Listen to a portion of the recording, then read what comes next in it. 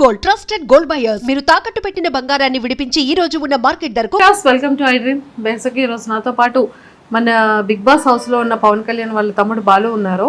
So బాలుతో మాట్లాడి చాలా విషయాలు తెలుసుకుందాం. హాయ్ బాలు. హాయ్ అక్క. సో ఎలా ఉంది పవన్ కళ్యాణ్ ఆట? వాడి గేమ్ అయితే ప్రస్తుతానికి ఇంకా రాలేదు, ఎందుకంటే ఇంకా బిగ్ బాస్ గేమ్ పెట్టలేదు. గేమ్ పెట్టి ఆడి గేమ్ చూసేదాకా మాకైతే ఆడుతాడని కన్ఫర్మ్ ఉంది, బాగా ఆడుతాడు అనేసి. ఆడియన్స్కి కూడా బాగా తెలుస్తుంది గేమ్ పెడితే, గేమ్ అందులో ఇన్వాల్వ్ అయిన తర్వాత. కానీ ఈ ట్రోలర్స్ ఎందుకు వస్తున్నాయో అర్థం అవ్వట్లేదు. బిగ్ బాస్ అందరికీ ట్రోలర్స్ వస్తున్నాయి, కానీ వీడికి బాగా వస్తున్నాయి. కానీ ఎందుకంటే ఇప్పుడు ఆడు ఉండేది మామూలు జస్ట్ ఆడ వెనకాతలు రీతి తిరుగుతుంది, కానీ రీతి వెనకాతలు ఆడు తిరగట్లేదు. దాంతో అది ఒక విధంగా వేరేలాగా ఏడిచింది అనేసి వెళ్ళాడు. వెళ్ళి మామూలుగా ఈడు ఎమోషనల్ ఫీల్ అవుతాడు. ఎవరైనా ఏడిసినా, ఎవరైనా ఏదైనా చేసినా బాధిత నా ఓలు అనేసి అనుకొని వెళ్తాడు. వెళ్ళి మాట్లాడుతాడు వాళ్ళతో, మాట్లాడి వాళ్ళకి చెప్తాడు. దాన్ని కూడా తప్పుగా పోర్ట్రేట్ చేసి అందులో మిస్బిహేవ్ ఏమీ చేయలేదు, ఇలా చేయలేసి ఏమని చేయలేదు. వాడు అందులో తప్పేముంది దానికి ట్రోల్ చేయడం? ఆర్మీ అబ్బాయి అయ్యి ఉండి ఒక ఇది లేదు అది లేదు, ఆర్మీ పర్సన్ తడాక తేల్చేస్తారు, కంటెంట్ ఇవ్వట్లేదు, అసలు ఏం మాట్లాడట్లేదు. ఆర్మీ అనేసి వచ్చేసరికి అగ్ని పరీక్షలో అలా సెల్యూట్ కొట్టి ఆర్మీ అని చెప్పుకున్న దానికే ఆర్మీ సింపతితో వెళ్ళాడు అగ్ని పరీక్షకి అని చెప్పారు. అలాగనేసి మేము ముందే చెప్పాం వాడికి, నువ్వు ఆర్మీ పేరు ఎక్కడ ఎత్తకు, ఆర్మీ సింపతికి నువ్వు ప్యూర్ కామన్ మ్యాన్గా వెళ్ళు, నువ్వు నీ ఆట అయితే చూపించు, నీ గేమ్ అయితే చూపించు, నీదేంటి చూపించు, నిరూపించుకొని చెప్పాము. దానికి కూడా ఇప్పుడు ఆర్మీ వాడు ఆర్మీ ఏం ఆడుతున్నాడు, ఆర్మీ అయ్యి ఉండి ఏం ఆడుతున్నాడు అంటే దానికి కూడా ట్రోల్స్ చేస్తే ఇంకేం చేస్తారు? కొంతమంది అయితే అసలు ఆర్మీయే కాదంటున్నారు. ఆర్మీ కాదంటే వాళ్ళకి తెలియదు కాబట్టి వాళ్ళు కాదంటున్నారు. ఇది ఒక ఏమైనా తెలుస్తుంది ఆర్మీ ఎలాగుంటుందో. కానీ ఇప్పుడు ఆ సింపతితో వెళ్ళట్లేదు కదా హౌస్లోకి, ఆ సింపతితో అయితే లేడు హౌస్లోని, ఆర్మీ కార్డు ఉపయోగించి అయితే లేడు. తనుజ రీసెంట్గా స్టేట్మెంట్ ఇచ్చారు ఆవిడ. అవును, అది క్లియర్గా ఇచ్చింది. తమ్ముడు అనేసి ఉంటుంది, నువ్వు అందరితో నాతో ఎలా మాట్లాడుతానో నాతో అలాగే మాట్లాడు అనేసి క్లియర్గా చెప్పింది. ఆ రీతు కూడా నా లైవ్లో దివ్య నిఖితతో వచ్చింది కదా నేను నైట్, దివ్య నిఖితతో కూడా చెప్పింది, కళ్యాణ్ నాకు యాజ్ ఫ్రెండ్, బెస్ట్ ఫ్రెండ్, హౌస్లో రాగానే నాకు ఫ్రెండ్ అంటే ఎవరన్నా ఉన్నానంటే కళ్యాణ్. దాన్ని తప్పుగా అనుకుంటే ఇంకేం చేయలేరు. కాకపోతే నాకు బయట ఒక ఫ్రెండ్ ఉన్నాడు సేమ్ అలానే ఈ కళ్యాణ్ కూడా ఇలాగే నాకు ట్రీట్ చేస్తున్నాడు, అందుకే నాకు బాగా కనెక్ట్ అయ్యాడు కళ్యాణ్ బెస్ట్ ఫ్రెండ్గా. అంత మించి ఇంకేం లేదనేసి దివ్య నిఖితతో కూడా నా నైట్ లైవ్లో చూపించాడు. నేను నైట్ లైవ్లో చూశాను. ఓకే. సో మరి ఈ తనుజది ఏంటి సడన్గా అలా రావడం? యాక్చువల్లీ వీళ్ళిద్దరి మధ్య అంత ఎక్కువ ఉండేది కాదు కదా, ఓన్లీ రీతుతో ఎక్కువగా ఉండేది అనేది అన్నటి వరకు రీతు అన్నారు. ఇప్పుడేమో తనుజతో జస్ట్ ఏదో మాట్లాడుతున్నా సైలెంట్గా మాట్లాడుతున్నా, దానికి కూడా దానికి హైప్ ఇచ్చేసి ఇంకా ట్రోల్స్ చేస్తున్నారు. కానీ మరి మీ వాడు కూడా లోపల ఫ్రెండ్, అందరూ ఫ్రెండే, తను ఇలా అని కేటగిరీ ఎలాగంటే ఎవరైనా ఆడిని బాగా క్లోజ్గా మాట్లాడి ఆడితో ఒక 2 days అలా క్లోజ్గా ఉంటే నా వాళ్ళు అనేసుకుంటారు. వాళ్ళు ఏడిసినా, ఎమోషన్ అయినా, ఏదైనా బాధపడినా వీడు వెళ్ళి మ్యాక్సిమం వీడు హెల్ప్ అయ్యింది వీడు చేస్తాడు. మ్యాక్సిమం వీడు చేయాల్సింది నేచర్, చిన్నప్పటి నుంచి నేచర్. నేను ఆడి పుట్టిన తర్వాత నేను పుట్టాను కాబట్టి ఆడితో పాటు ఎక్కువ ట్రావెల్ చేయలేదు. నేను 10 years ఆడు బయటనే ఉన్నాడు, ఒక 5 years ఇక్కడ ఉన్నాడు. 10th తర్వాత డిగ్రీ ఇక్కడ ఉన్నాడు అంతే. డిగ్రీ అయిపోయింది, ఎంఎస్సీలోని జాబ్ వచ్చింది ఫస్ట్ ఇయర్లో. జాబ్ తర్వాత మళ్ళీ మొన్న రీసెంట్గా సెలవులకు పోతూ అంతే. అంత ఎక్కువ బాండ్ లేదు, కానీ ఆడ ఎమోషన్ ఎవరైనా నమ్మాడంటే వాళ్ళు పూర్తి నమ్ముతాడు. ఒక్కసారి వద్దు నాకు అవసరం లేదంటే మరి వదిలేస్తారండి. ఓకే. సో ఎందుకని చిన్నప్పటి నుంచి చాలా దూరంగా ఉన్నారు పిల్లలు ఫ్యామిలీకి అని చెప్పి తెలిసింది. అసలు ఏంటి ఫ్యామిలీ బ్యాక్గ్రౌండ్ ఏంటి వాళ్ళు? సో బ్యాక్గ్రౌండ్ అంటే ఏం లేదు, చూస్తే నాకు తెలిసినన్ని మాత్రం వాడికి తెలియదు ఊర్లో విషయాలు కానీ అమ్మ నాన్నల గురించి కానీ ఏదైనా సరే. అది చిన్నప్పుడు మేము చిన్నప్పుడు అక్కడ పైడి భీమవరం ఉండేవాళ్ళం. నాన్నది పాల వ్యాపారం చేస్తుండగా సడన్గా ఒక సిచ్యువేషన్ వచ్చినప్పటికీ కొంచెం లాస్ అప్ అయ్యి ఎలాగలాగా ఫ్యామిలీ సిచ్యువేషన్ వచ్చింది. కొన్ని స్టేజ్కి వెళ్ళేటప్పటికే ఏదైనా పాల వ్యాపారం బిజినెస్ డల్ అయ్యింది. అలా డల్ అయిన కొద్దీ అలాగలాగా కొంచెం ఆరోగ్య సమస్యలు వచ్చాయి. వచ్చిన తర్వాత ఏ టైప్ ఆఫ్ ఆరోగ్య సమస్య అంటే బాగా పాల వ్యాపారం అంటే ఉంటుంది కదా, మార్నింగ్ బేగా లేచి నైట్ ఎప్పుడు పడుకుంటారో తెలీదు. ఆ తిరగడం వల్ల బాగా ఎఫెక్ట్ అయ్యి అప్పుడు బాగా నీరసం అయిపోయి చనిపోయే స్టేజ్ వరకు వెళ్ళారు నాన్న ఒక స్టేజ్కి. తర్వాత అమ్మ కూడా ఒక స్టేజ్లో అలాగే వెళ్ళింది. నా సిక్స్త్ కాదు ఫోర్త్లోని అమ్మ కూడా చనిపోయే స్టేజ్కి వెళ్ళింది. నేను చూశాను, కానీ ఆడికి తెలియదు ఆ బాధ అంతా. నాకు ఒక్కడికి తెలుసు.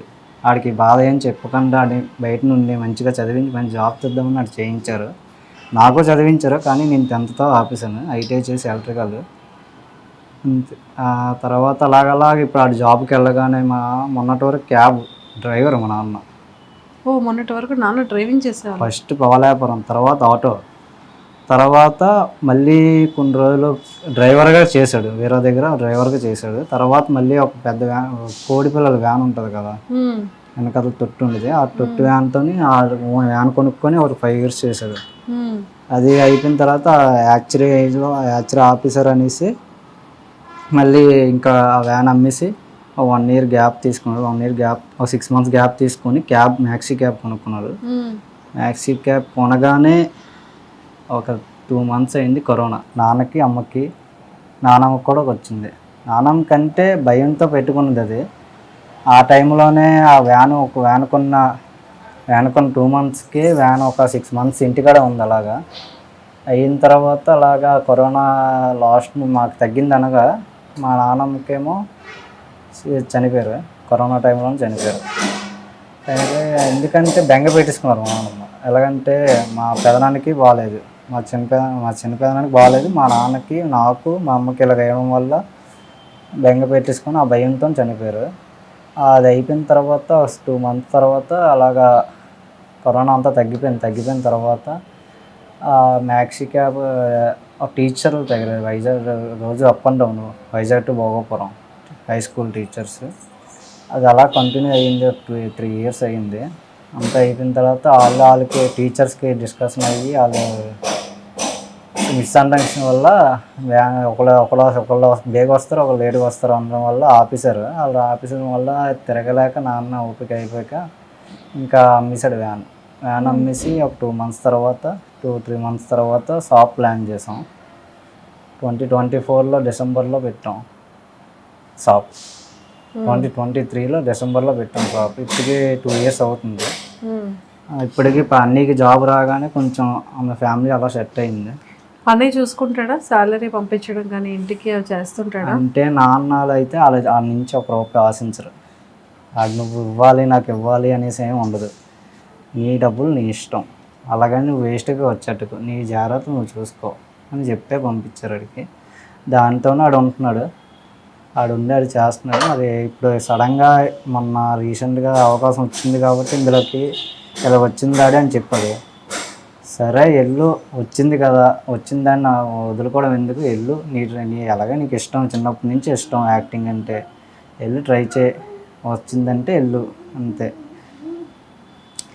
సో బాలు ఎలా ఉంటాడు అంటే లైక్ తన వే ఆఫ్ టాకింగ్ కానీ, తన మైండ్ సెట్ కానీ, తన క్యారెక్టర్ కానీ? మైండ్ సెట్ అంటే ఊర్లో అయితే ఎవరితో ఫ్రెండ్షిప్ చేయడు, ఊర్లో ఎక్కువ తిరగడు, ఊర్లో ఫ్రెండ్షిప్ కూడా చేయడు. నాడు ఉన్నది ఊర్లో 5 years ఉన్నాడు, ఇంటర్ నుంచి డిగ్రీ వరకు. ఆ ఊర్లో ఫ్రెండ్షిప్ అయితే ఎక్కువ లేదు. ఊర్లో అంత బాండ్ కూడా ఎవరితో ఉండదు. మీ ఇద్దరు బాండింగ్ ఎలా ఉంటుంది? మా ఇద్దరు బాండింగ్ అయితే ఉండేది తక్కువసేపు. అలాగా నీ అంటే ఆడికి ఇష్టం, ఆడంటే నాకు ఇష్టం. ఎంత కొట్టుకున్నా తిట్టుకున్నా సరే ఒక టైంలోనే వచ్చి నాకేదైనా ఆడొచ్చి వస్తాడు, ఆడికి ఏదైనా ప్రాబ్లం అయినా అని చెప్తాడు. అలాగనేసి అడిగిందల్లా చెప్పడు, చిరాకు పడతాడు. నమ్మాడంటే ఆ టైంలో సీరియస్ ఏదైనా ప్రాబ్లం వచ్చిందంటే వస్తాడు. సో మీ ఇద్దరిది బెస్ట్ మెమరబుల్ మూమెంట్ ఏదైనా ఒకటి చెప్పు. బెస్ట్ మెమరబుల్ మూమెంట్ అంటే అంత ఇప్పటి వరకు తనకి ఎక్స్ప్రెస్ చేయలేనిది, తనకు చెప్పుకోలేనిది? తనకు చెప్పుకోవాలని అంటే ఏం లేదు. అంత క్లోజ్ అయితే ఆర్మీ వెళ్ళేటప్పుడు కానీ లాంగ్ నుండి ఎప్పుడు మిస్ అవ్వలేదా మీ అన్నయ్యని? మొన్న రీసెంట్గా బిగ్ బాస్కి వెళ్ళే ముందే ఫోన్ చేయకుండా వెళ్ళిపోయాడని మిస్ అయ్యింది. అదొకటే బాధ అనిపించింది మరి. అదొకటే బాధ. ఓకే. అందరికి ఫోన్లు చేసి నీకు చేయలేదా? నాకు చేయలేదు, ఇంట్లో వాళ్ళకి చేయకుండా వెళ్ళిపోయాడు. అయ్యయ్యో, లోపలికి వెళ్ళేటప్పుడా? లోపలికి వెళ్ళేటప్పుడు. ఎలా ఉంది ఇప్పుడు లోపల అంతా? లోపల అయితే బాగానే ఉంది, కాకపోతే గేమ్ ప్లే రాలేదు అంటున్నారు. గేమ్ ప్లే రావడానికి నేను బిగ్ బాస్ టాస్క్ పెట్టట్లేదు. ఒకటే ఫస్ట్లో స్టార్టింగ్లో ఒకటి పెట్టారు అంతే. ఆ తర్వాత మిగతాది ఓదార్పులు ఇవి ఇవి ట్రోల్స్ వస్తున్నాయి. కానీ ఈడైతే మైండ్ సెట్ ఇది ఫస్ట్ వీక్లోనే ఫ్లోరాస్ అయిని ఇలాగ బాధపడిందని తన్నే ఇలాగ పట్టుకొని ఏమైంది అని చెప్పి కూర్చోబెట్టి అడిగేసి చేసి ఆ ప్రాబ్లం క్లియర్ చేశాడు మానిటర్గా ఉండి. ఆ తర్వాత ఈ రీతు దీయడాని కథలు తిరిగి కోరి తిరిగి అన్నీ చెప్తూ అన్నీ మాట్లాడుతూ సరే మనతో ఉంటుంది కదా, ఇంత క్లోజ్గా ఉంటుంది కదా, నాకు బెస్ట్ ఫ్రెండ్గా ఉండి తను ఏడిసింది అనేసి ఇలా జస్ట్ ఓదార్చాడు అంతే. దానికి ట్రోల్స్ అది మిస్బిహేవ్ కూడా కాదు, జస్ట్ అమ్మా నాన్నలు ఎలా ఓదార్స్తారో అలా ఓదార్చాడు. దానికి కూడా అలా చేస్తే ఇప్పుడు ట్రోల్స్ ఎంత ఇష్టాసారంగా వాళ్ళకి నచ్చినవి వేసుకుంటున్నారు. ఇంట్లో ట్రోల్స్ కమెంట్స్ ట్రోల్స్ చూసి చాలా బాధపడుతున్నారు అమ్మాలు. అమ్మా నాన్నలు ఎందుకు ఇది ఎందుకు వచ్చింది, ఏమైంది, ఎందుకు ఇలా చేస్తున్నాడు, మనోడు ఇలా కాదు కదా, ఏమైంది, ఏటవుతుంది, ఏం ప్లే చేస్తున్నారు, స్క్రీన్ ప్లే ఏం చేస్తున్నారు అనేసి బాధపడుతున్నారు. ఈ వీక్ నామినేషన్స్ లో ఉన్నాడు, ఏమనిపిస్తుంది? నాకు తెలిసి ఉంటాడని అనిపిస్తుంది, మ్యాక్సిమం ఉంటాడు. ఉండి ఆడి గేమ్ ప్లే నెక్స్ట్ వీక్ చూపిస్తాడని అనిపిస్తుంది నాకైతే. ఖచ్చితంగా కోరుకుందాం మనం. ఖచ్చితంగా ఆడియన్స్ కూడా అలాగే సపోర్ట్ చేస్తారని కోరుకుంటున్నాం. Thank you.